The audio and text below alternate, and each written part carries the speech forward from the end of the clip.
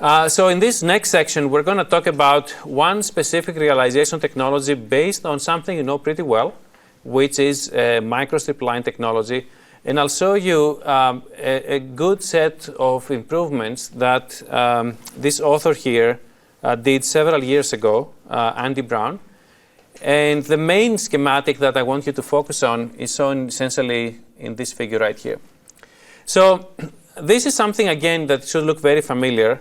This is the center conductor of a microstrip line. So in reality, really, you have a microstrip line resonator. And remember that if you have lambda by 4 or lambda by 2 resonators, you can essentially make filters. But he has made several steps to improve the quality factor to actually a heroic quality factor. First of all, he made sure that this W is quite wide. In fact, you will see later on that we're talking about widths in the order of 700 micrometers, which essentially are made specifically to reduce ohmic losses. The second thing is that, as you will see, the substrate here has been etched away. This was a technology that was meant for silicon substrate, and as you can imagine, silicon is a semiconductor and therefore can be quite lossy.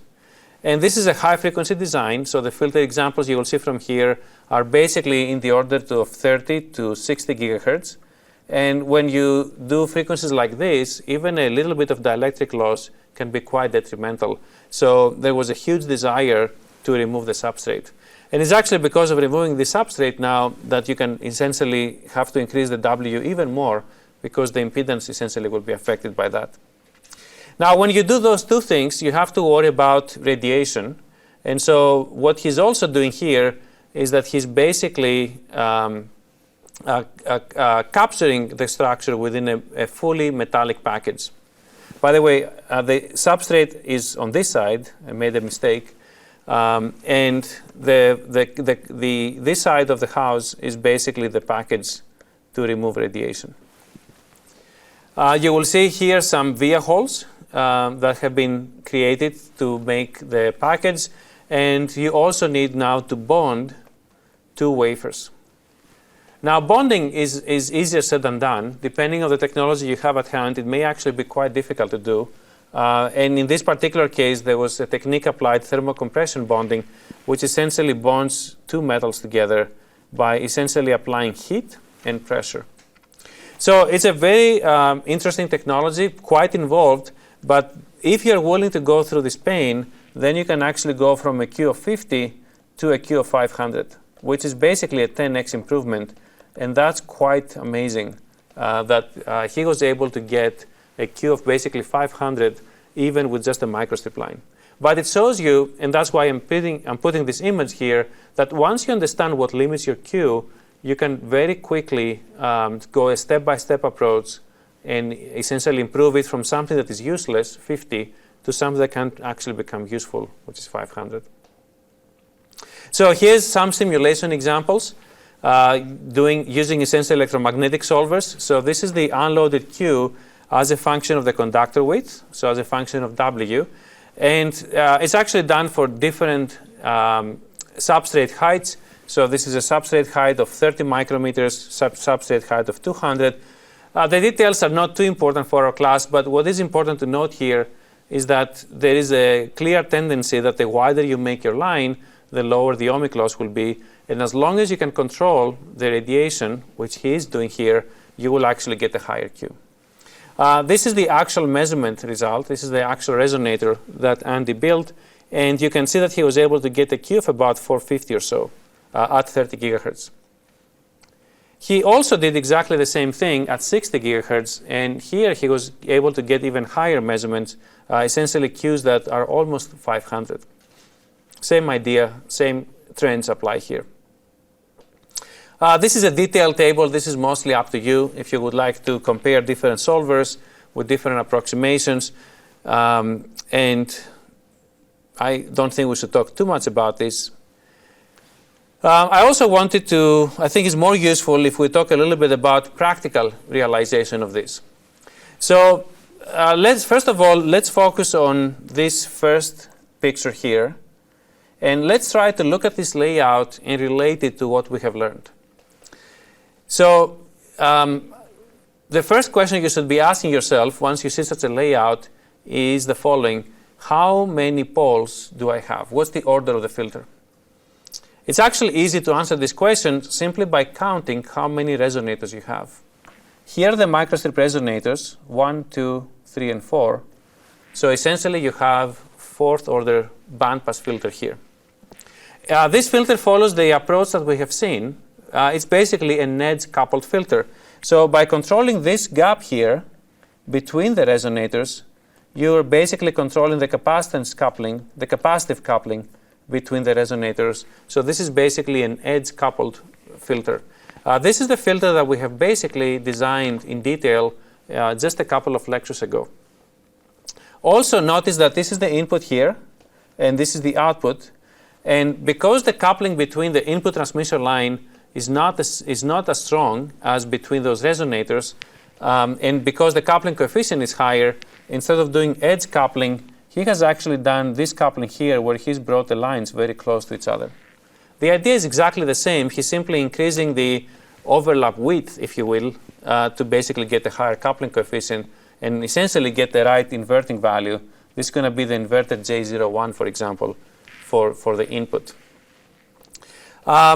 The other things that are less important, but I just want to explain this layout a little bit, is these black lines here that you will see. These are basically the via holes I mentioned before. So not only he is packaging this filter from top to bottom, but he's also making sure that this filter is isolated from neighboring structures. Also, those vias eliminate surface waves.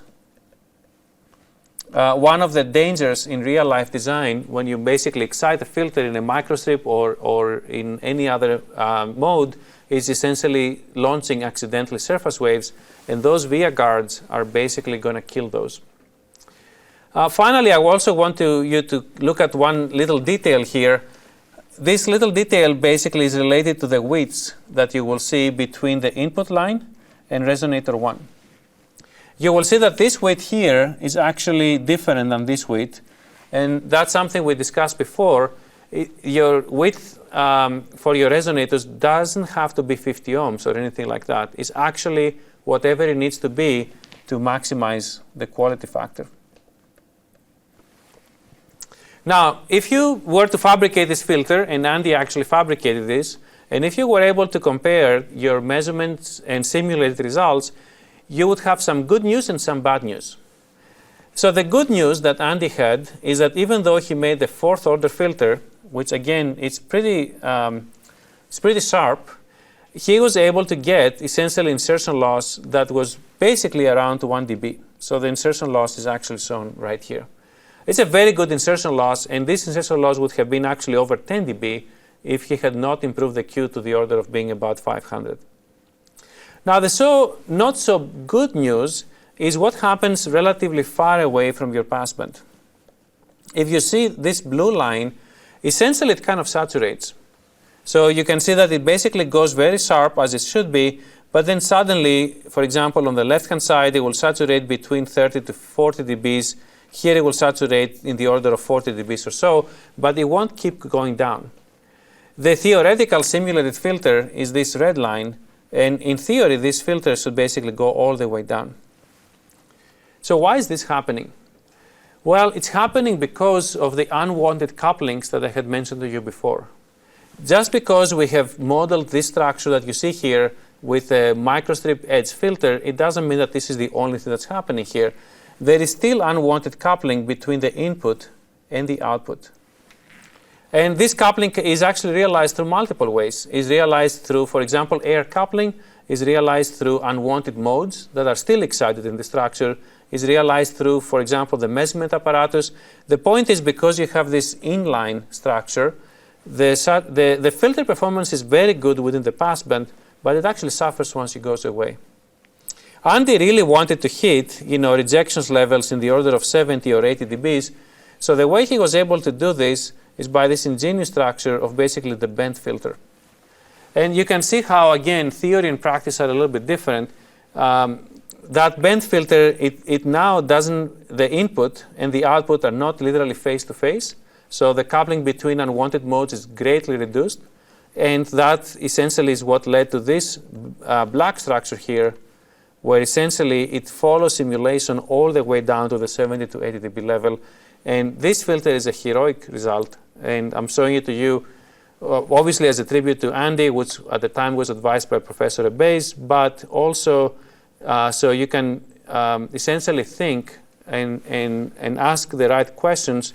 When you get a result like this blue line here, what might have caused this, and not simply give up and say, well, that's the best that can be done. Very quickly, he did exactly the same thing at different frequencies. So this is another example following exactly the same ideas. And finally, he put the two together to realize a diplexer.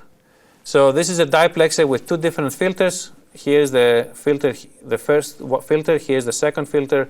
And you can basically get a very nice diplexer where it has very high isolation between the two bands.